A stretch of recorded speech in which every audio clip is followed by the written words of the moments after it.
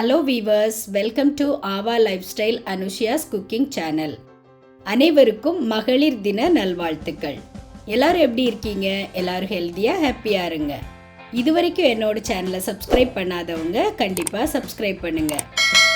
அப்படியே பக்கத்தில் இருக்கிற பெல் ஐக்கானை கிளிக் பண்ணுங்கள். இன்றைக்கி விமென்ஸ் டேங்கிறதுனால ஒரு பிரியாணி தான் செய்ய போகிறேன், மஷ்ரூம் பிரியாணி.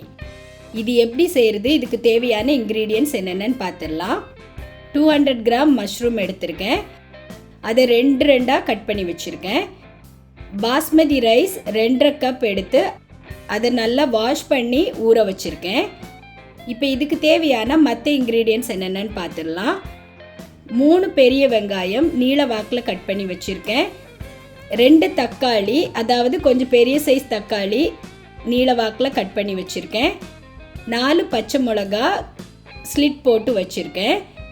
இப்போ இந்த பிரியாணிக்கு ஒரு மசாலா ரெடி பண்ண போகிறேன். அதுக்காக மிக்ஸி ஜார் எடுத்திருக்கேன்.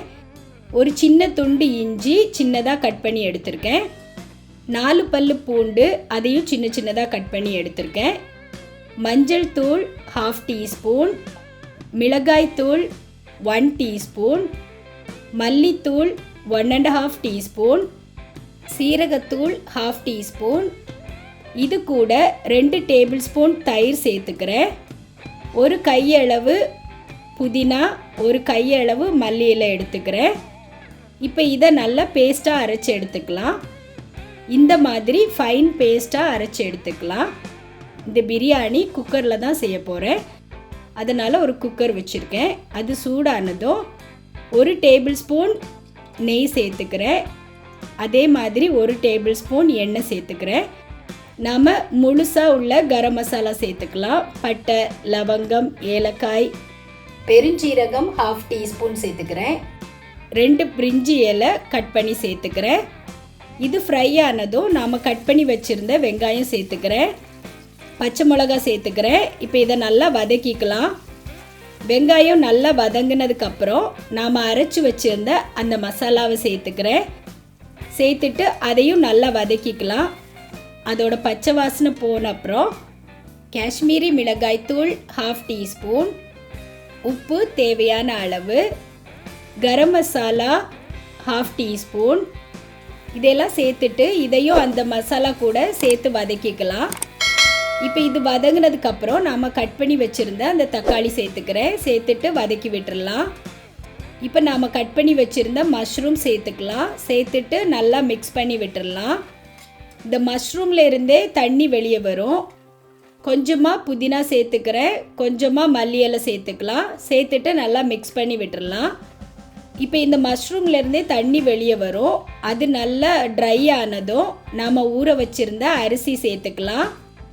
அரிசி சேர்த்தப்புறம் நாம் அதை கொஞ்சம் மெல்லமாக தான் மிக்ஸ் பண்ணி விடணும், இல்லைன்னா அரிசி உடஞ்சிரும்.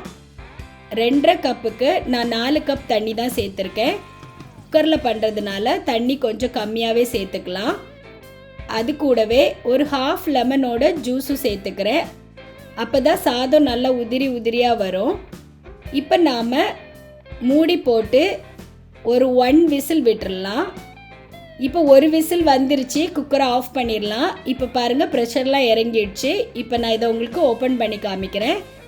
இப்போ இதை மிக்ஸ் பண்ணி காமிக்கிறேன். இப்போ பாருங்கள், பிரியாணி எவ்வளோ சூப்பராக வந்திருக்கு, உதிரியாக வந்திருக்கு. டேஸ்டியான எம்மியான மஷ்ரூம் பிரியாணி ரெடி ஆயிடுச்சு. இப்போ இதை உங்களுக்கு சர்வ் பண்ணி காமிக்கிறேன். இது நல்ல வாசனையாகவும் இருக்கும், அதே நேரத்தில் நல்ல டேஸ்ட்டாகவும் இருக்கும். சாதமும் நல்லா உதிரியாக வந்திருக்கு. இது குக்கரில் பண்ண பிரியாணின்னே யாரும் சொல்ல மாட்டாங்க, அவ்வளோ நல்லா வந்திருக்கு. கண்டிப்பாக எல்லோரும் இதை ட்ரை பண்ணுங்கள்.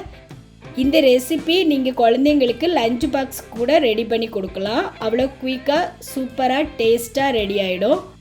வெஜிடேரியனுக்கு இது சூப்பரான ரெசிபி. மஷ்ரூம் பிரியாணிங்கிறது நீங்கள் மட்டன் பிரியாணி சாப்பிட்ற மாதிரியே அதுக்கு ஈக்குவலான டேஸ்ட் இதில் இருக்கும். ஸோ கண்டிப்பாக எல்லோரும் இதை ஒரு முறை ட்ரை பண்ணுங்கள், உங்களுக்கும் ரொம்ப பிடிக்கும். ஓகே வீவர்ஸ், உங்களுக்கு இந்த ரெசிபி பிடிச்சிருக்குன்னு நினைக்கிறேன். இது வரைக்கும் என்னோட சேனலை சப்ஸ்கிரைப் பண்ணாதவங்க கண்டிப்பாக சப்ஸ்கிரைப் பண்ணுங்கள். அப்படியே உங்கள் ஃப்ரெண்ட்ஸ்க்கும் ஷேர் பண்ணுங்கள். ரெகுலராக என்னோட சேனலை வாட்ச் பண்ணுங்கள், சப்போர்ட் பண்ணுங்கள். நான் இதே மாதிரி இன்ட்ரெஸ்டிங்கான ரெசிபிஸ் உங்கள் கூட ஷேர் பண்ணிகிட்டே இருப்பேன். இந்த ரெசிபி பற்றின உங்களோட கருத்துக்களையும் கமெண்ட்ஸாக நீங்கள் போடுங்க. இந்த ரெசிபி பிடிச்சிருந்தா லைக் பண்ணுங்கள், ஷேர் பண்ணுங்கள். நான் நெக்ஸ்ட் ரெசிபியோடு உங்களை மீட் பண்ணுறேன். பாய்.